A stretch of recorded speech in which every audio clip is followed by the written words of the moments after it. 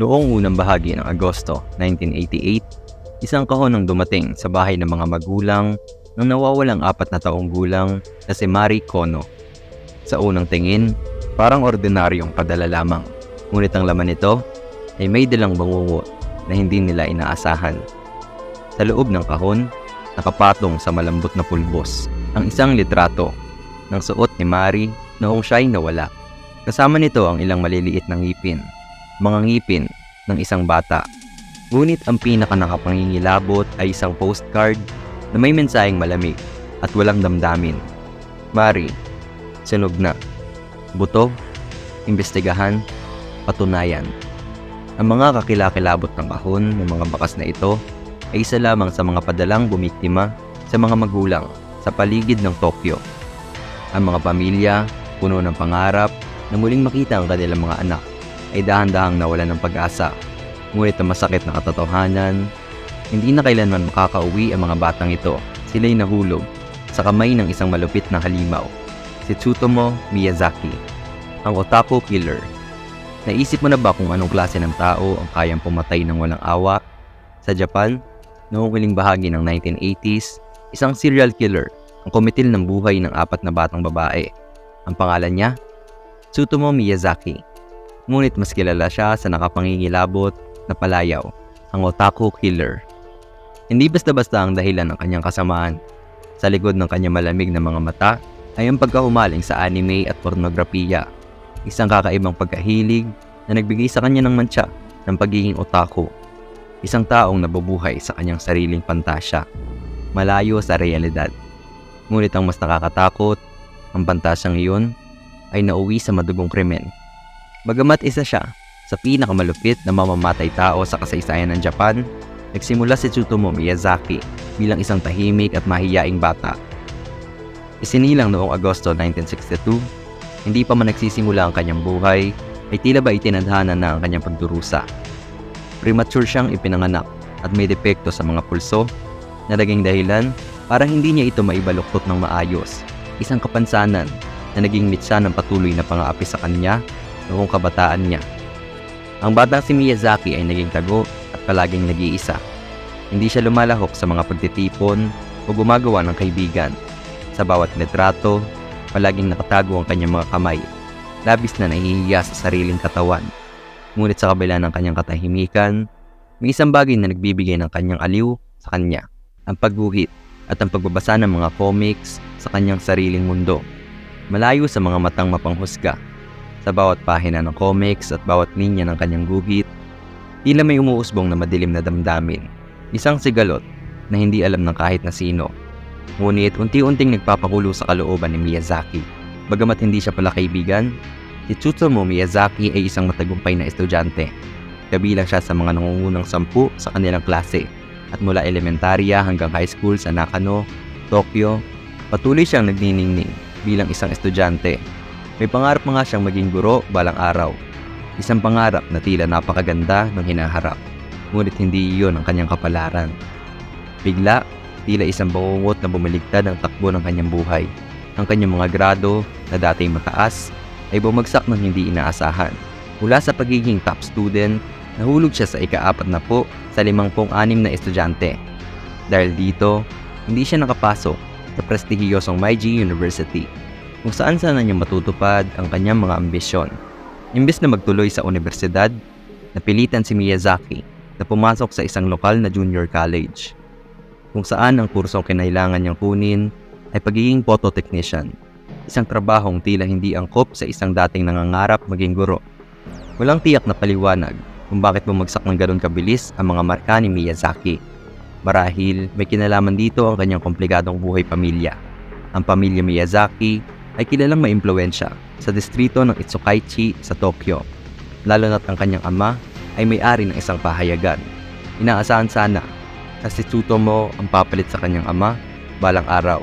Ngunit hindi siya kailanman nagpakita ng interes sa trabahong iyon. Sa halip, lumayo siya sa kanyang pamilya. Sa kanyang paningin, mas mahalaga sa kanila ang yaman at tagumpay kaysa sa kanya mismo. Sinubukan niya magbukas ng loob, pero tila hindi nila siya naririnig. Kapag sinusubukan kong pag-usapan ang mga problema ko, binabaliwala lang nila. sabi ni Miyazaki sa mga pulis matapos siyang maaresto. Dito nagsimulang mabuo ang kanyang puot. Pagdating ng 1984, isang nakakaalarmang libangan ang kinahumalingan ni Miyazaki. Ang panonood ng malalaswang video sa internet. Pero hindi lang ito basta simpleng adiksyon sa pornografiya. Ang mga pinapanood niya ay mga bata. Bagamat naninirahan si Tsutomu Miyazaki kasama ang kanyang mga magulang at mga kapatid na babae, halos lahat ng oras niya ay kasama ang kanyang lolo. Sa mga panahong ito, inamin ni Miyazaki na madalas niyang naiisip ang pagpapakamatay, ngunit palaging ang kanyang lolo ang nagpapalakas ng kanyang loob upang hindi tuluyang bumigay. Ang lolo niya, ang tanging koneksyon sa liwanag ng kanyang mundong unti-unting nilalamon ng dilim. Ngunit noong 1988, namatay ang kanyang lolo. Ang pinakamalaking takot ni Miyazaki ay natupad. Sa kanyang isipan, tila nawala na ang tanging dahilan upang siya'y magpatuloy. Para sa mga eksperto, ito ang naging tipping point ni Miyazaki. Bagamat hindi tiyak kung ang kaguluhan sa kanyang isipan ay matagal nang umiiral o mas lalo lamang lumala dahil sa pagkamatay ng kanyang lolo, ang kasunod na mga pangyayari ay malinaw. Si Tsutomu Miyazaki ay nagbago at hindi na siya ang dati. Halos agad napansin ng kanyang pamilya ang mga kakaibang pagbabago sa kanya. Biglang nagsimula siyang magmanman sa kanyang mga nakababatang kapatid na babae habang naliligo sila. Isang nakakasulasok na kilos ng isang taong nawala ng kahihiyan at kontrol. At nang siya'y kumprontahin ng mga ito, hindi siya nagdalawang isip na atakihin sila. Hindi lamang iyon. Dumating din ang oras na pati ang kanyang sariling ina ay sinaktan niya. Tila baga wala nang natitirang paggalang o pagmamahal. Ang lahat ng emosyon na bumabalot sa kanyang pagkatao ay unti-unti nang naglalaho. Mismong si Tsutomu Miyazaki ang umamin sa kakaibang ritual matapos ang kamatayan ng kanyang lolo. Pagkatapos sunugin ang labi ng kanyang pinakamamahal na lolo, inain niya ang ilan sa mga abo nito. Isang desperadong pagsubok na manatiling malapit sa kaisa-isang taong mahalaga sa kanya, habang tuluyan namang nilalayo ang sarili sa kanyang pamilya. Pakiramdam ko, mag-isa lang ako. Ikwinento ni Miyazaki matapos siyang maaresto, at tuwing makakakita siya ng isang batang babaeng naglalaro mag-isa, para bang nakikita niya ang kanyang sarili. Pero ang pinakamasama ay hindi pa nagaganap. Agosto 1988. Isang araw, matapos ang kanyang 26 na kaarawan, si Tsutomu Miyazaki ay dumukot ng isang 4 na taong gulang na bata, si Mari Kono. Ayon kay Miyazaki, nilapitan niya lang si Mari habang naglalaro sa labas. Inalalayan niya ito pabalik sa kanyang sasakyan at saka umalis. Dinala niya ito sa isang masukal na lugar sa kanluran ng Tokyo, sa ilalim ng isang tulay kung saan hindi madaling makita ng mga nagdaraan. Sa loob ng kalahating oras, nanatili sila sa loob ng sasakyan, ang tila katahimikan bago ang tunay na bangungot. Pagkatapos, pinaslang ni Miyazaki ang inosenteng bata. Inubaran niya ito at ginahasa. Marahan niyang tinanggal ang damit nito at tinapon ang katawan nito sa kakahuyan, at saka bumalik sa kanilang bahay na dala ang mga damit ni Mari. Sa loob ng ilang linggo, inayaan niyang mabulok ang katawan ng bata sa gubat. Paminsan-minsan, bumabalik siya upang suriin ito. Nang tuluyan ng nabubulok ang katawan, pinutol niya ang mga kamay at paa ni Mari at tinago ang mga ito sa kanyang aparador, parang mga tropeyo ng isang halimaw na walang kaluluwa. Hindi pa doon natatapos ang bangungot. Tinawagan ni Miyazaki ang pamilya ni Mari. Hindi nagsasalita, kundi humihinga lang ng malalim sa telepono. Kung hindi sasagot ng pamilya, tatawag siya muli, paulit-ulit, hanggang sagutin siya. Hindi nagtagal, pinadala rin ni Miyazaki ang nakakakilabot na kahon ng mga bakas, mga ngipin, litrato, at ang nakakatakot na mensaheng nagpapahiwatig ng cremation. Noong Oktubre 1988, dumukot muli si Miyazaki ng isa pang bata. Ang ikalawa niyang biktima ay isang 7 years old na bata na si Masami Yoshizawa, na nakita niyang naglalakad pauwi sa kalsada. Inalok niya ito ng libreng sakay para ihatid sa kanila. Kusang sumama ang batang babae. Nagmaneho siya, pero hindi papunta sa bahay ng bata, kung hindi sa masukal na kakahuyan ulit, kung saan niya pinaslang ang una niyang biktima. Muli, ginahasan niya ang bangkay nito at iniwang nakahubad sa kakahuyan. Inuwi niya ulit ang damit ng kanyang biktima na para bang isang tropeyo. Sa mga panahong ito, nagsimulang maghari ang takot at pagkabalisa sa mga magulang ng mga batang babae sa Saitama Prefecture. Ang takot ay parang salot na unti-unti kumakalat, lalo na't walang makapagsabi kung sino o kailan susunod na aatake ang kriminal na ito. Ang kilabot na dala ng mamamatay tao ay hindi lamang dahil sa kanyang mga krimen, kundi pati na rin sa kanyang reputasyon. Tinawag siyang Utako Killer o Utako Murderer, at ang kanyang mga krimen ay binansagang The Little Girl Murders o mga pagpaslang sa mga batang babae. Ang bawat magulang ay nangangatog sa takot. Baka ang kanilang anak na ang susunod. Sa loob ng mga sumunod na 8 buwan, lalo pang lumala ang mga krimen ni Miyazaki. Hindi lang isa, kundi 2 bata pa ang nawala. Parehong batang babae. Parehong dinukot sa parehong pamamaraan. Isa-isang hinahagilap ng mamamatay tao ang mga inosenteng bata. Walang pakundangan, habang ang pamilya at buong komunidad ay walang magawa kundi maghintay sa susunod na bangungot. Ang 4 na taong gulang na si Erika Namba ay dinukot, parang si Yoshizawa lamang, habang naglalakad pa uwi sa kalsada. Pero sa pagkakataong ito, sa kapilitan niyang kinuha ang bata, pinasok sa sasakyan. Inubaran niya ito sa likod na upuan ng sasakyan. Si Miyazaki ay kinuhanan ng mga larawan ng bata at muli itong pinatay. Iba ang modus operandi niya ngayon. Tinali niya ang mga kamay at paa nito. Imbis na iwan sa kakahuyan ng bangkay nito gaya ng dati niyang ginagawa, nilagay niya ito sa trunk ng kanyang sasakyan sa ilalim ng isang bedsheet. Tinapon niya ang katawan sa isang parking lot at hindi niya din inuwi ang damit nito sa pagkakataong ito. Tinapon niya ito sa malapit na kakahuyan. Tulad ng pamilya ni Mari Kono, nakatanggap din ang pamilya ni Erika Namba ng isang nakakakilabot na mensahe. Isang sulat na tila binuo mula sa piraso ng magazine. Ang laman ng mensahe ay nagdulot ng hindi maipaliwanag na takot.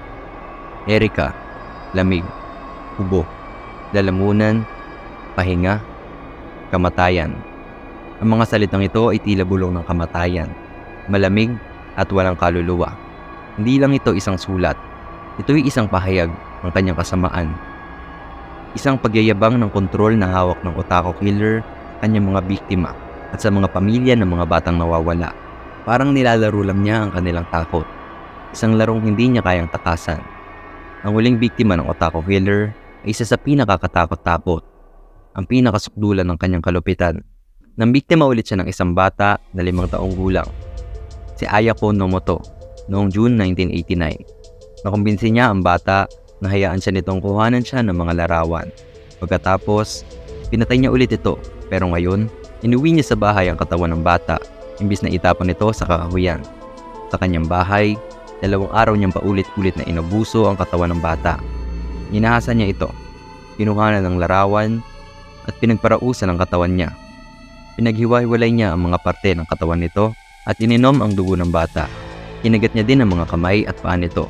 Nang magsimula na itong mabulok, pinagpira-piraso na ni Miyazaki ang natitira sa katawan nito at kinalat sa iba't ibang lugar sa palibot ng lungsod ng Tokyo. Kabilang na ang isang sementeryo, pampublikong palikuran, at malapit sa kakahuyan. Gayunpaman, nagsimula siyang kabahan. Kinabahan na baka matagpuan ng mga pulis ang mga parte ng katawan sa sementeryo. 2 linggo pagkatapos niyang iwan ang mga ito, bumalik siya upang kunin ang mga labi. Isang mas nakapangingilabot ng desisyon ang sumunod. Iniuwi niya ang mga naputol na parte ng katawan at tinago sa kanyang aparador. Sa puntong ito, hindi na basta krimen ang ginagawa ni Tsutomu Miyazaki. Tila ba nilalamon na siya ng kanyang sariling kasamaan. Ang bangkay ay wala na sa libingan. Ito'y bahagi na ng kanyang tahanan, nakasilid sa kanyang aparador. Tila ba isang patunay ng kanyang kakilakilabot na kontrol sa kanyang mga biktima. Natuklasan ng mga pulis ang labi ni Mari Kono mula sa nakapangingilabot na kahon na ipinadala ni Miyazaki sa kanyang mga magulang. Ang kaalaman na ang mga pulis ay papalapit na sa kanya ay tila ba hindi nagdulot ng pagsisisi kay Miyazaki. Sa halip, parang isang laro lamang ang lahat ng ito para sa kanya. Pinanood pa niya ang mga balita habang inanunsyo ng mga pulis ang kanilang mga natuklasan. At bilang sagot sa pagkakatuklas ng mga pulis, hindi siya natakot o nagtago. Sa halip, mas lalo niyang pinatingkad ang mangungot. Pinadala niya sa pamilya ni Mari ang isang confession letter, isang detalyadong paglalarawan sa pagkabulok ng katawan ng kanilang 4 na taong gulang na anak.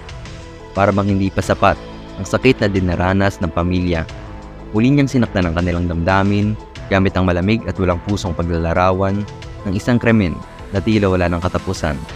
Ang sulat ay naglalaman ng detalyado niyang paglalarawan kung paano nabubulok ang anak nila sa kanyang kamay at sinabi niya rin kung paano niya ito pinagdasaan at kung paano siya nito binigyan ng kaligayahan. Ang wakas ng bangungot na dulot ng Otako Killer ay nagsimula nang siya'y mahuli habang sinusubukang dukutin ang kanyang ikalimang biktima. Noong Hulyo 1989, nakita ni Miyazaki ang dalawang magkapatid na naglalaro sa kanilang bakuran. Para bang nakakita ng bagong biktima, mabilis niyang inihiwalay ang nakababatang kapatid mula sa mas matanda at pilit itong hinila papunta sa kanyang sasakyan. Ngunit ang pagkakataong ito ay hindi tagumpay tulad ng dati. Tumakbo ang nakatatandang kapatid upang tawagin ang kanilang ama. Sa pagdating ng ama, nakita niya si Miyazaki. Walang pakundangan, kinukunan ng litrato ang kanyang anak sa loob ng kotse. Galit at takot ang bumalot sa ama at agad niyang inatake si Miyazaki. Nagawa niyang iligtas ang kanyang anak mula sa kotse. Ngunit hindi niya napigilan si Miyazaki na tumakas ng mabilis, tumatakbo palayo sa lugar ng krimen. Pero ang balak na pagtakas ni Miyazaki ay nabigo. Bumalik siya sa lugar upang kunin ang kanyang sasakyan. Ngunit doon na siya inabangan ng mga pulis. Sa pagkakataong ito, wala nang kawala ang halimaw. Pagkatapos ng kanyang pagkakahuli, agad na nagsagawa ng masusing investigasyon ng mga pulis sa kotse at apartment ni Miyazaki. Ang mga natuklasan nila ay higit pa sa inaasahan. Mga ebidensyang nagpapatibay sa ilalim ng kanyang kabaliwan at kalupitan. Sa loob ng kanyang apartment, nadiskubre nila ang higit sa 5,000 videotapes. Ang iba'y anime at slasher films. Ngunit mas kasuklam-suklam ang iba pang natagpuan. Ang mga homemade videos ni Miyazaki na nagpapakita ng kanyang pang-aabuso sa mga bangkay. Parang isang museo ng kasamaan. Nakakita rin sila ng mga litrato ng kanyang mga biktima, kasama ang ilang piraso ng kanilang mga damit. At ang pinakamalupit na katotohanan, ang katawan ng kanyang ika-4 na biktima ay nandoon. Unti-unti nang nabubulok sa loob ng kanyang aparador. Walang mga kamay. Tila ba isang tropeyo ng kanyang karumal-dumal na gawain. Habang isinasagawa ang kanyang paglilitis, si Miyazaki ay nanatiling malamig at walang emosyon. Nakapagtatakang kalmado sa harap ng kanyang mga krimen. Walang bahid ng pagsisisi o takot. Para ba ang lahat ng ginawa niya ay normal lamang. At kahit ang kanyang hinaharap na parusa ay wala nang halaga sa kanya. Patuloy na tinutukso ng kanyang tingin ang mga tao sa paligid. Na para bang siya ang may kontrol kahit na ang kanyang oras ay unti-unti nang nauubos. Sa kabila ng karumal-dumal na krimen na ginawa niya, si Tsutomu Miyazaki ay tila malamig pa rin at halos makatwiran kapag sumasagot sa mga tanong. Parang wala siyang pakialam sa bigat ng kanyang mga kasalanan. Ngunit ang tanongin kung bakit niya nagawa ang mga kahindik-hindik na bagay na iyon, sinabi niyang hindi siya ang dapat sisihin. Kung hindi ang tinatawag niyang Ratman, isang alter ego na nakatira sa loob niya at siyang nagtutulak sa kanya upang gumawa ng mga kakilakilabot na gawain. Habang pinag-aaralan siya ng mga psychoanalyst sa panahon ng paglilitis, nadiskubre nila ang mga ugat ng kanyang pagkakasira. Itinuturo nila ang kanyang kakulangan ng koneksyon sa mga magulang bilang isa sa mga unang senyales ng kanyang kaguluhan. Tila mula sa murang edad, naputol na ang ugnayan niya sa pamilya, kaya't sa halip na hanapin ang init at suporta sa kanila, lumipat siya sa isang mundo ng pantasya, sa mga manga at slasher films, upang maghanap ng kaluwagan.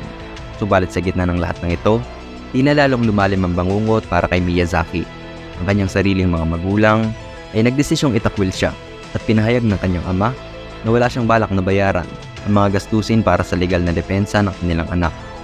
Mas masaklap pa, noong 1994, matapos ang lahat ng eskandalong dala ng mga krimen ni Miyazaki, ang kanyang ama ay nagpakamatay.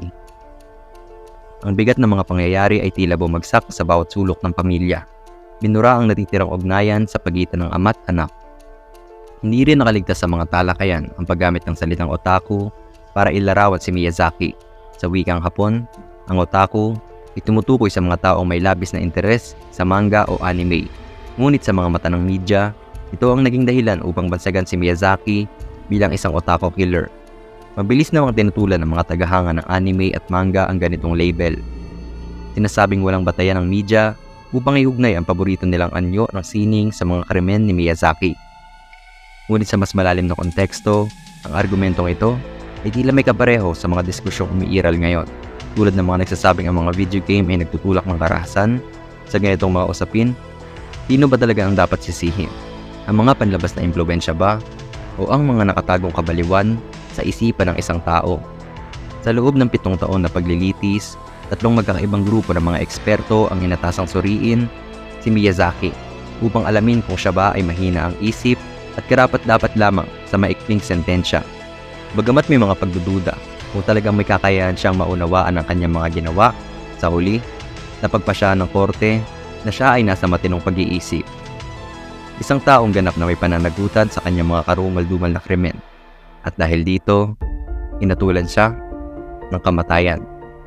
Taong 2008, nagwakas na ang lahat para kay Miyazaki, ang kanyang kabaliwan, mga kasinungalingan, at mga nakakakilabot niyang gawain. Lahat ay binayaran niya sa wakas. Siya ay binitay, isang pangyayaring tila isinara, ang pinakamadilim na kabanata ng kanyang buhay. Ngunit para sa mga pamilyang nawalan ng kanilang mga anak, ang bigat ng pagdurusa ay tila hindi mabubura ang simpleng hatol ng kamatayan. Sa kanyang pagbitay, nagtapos ang kwento ng tinaguriang Otako Killer. Ngunit ang mga bakas ng kanyang karahasan ay patuloy na nag-iwan ng anino sa mga alaala ng mga pamilya at ng buong Japan. Nagsilbi rin itong babala na ang mga halimaw ay hindi laging nagtatago sa dilim. Minsan, sila'y naroroon sa anyo ng isang tila ordinaryong tao.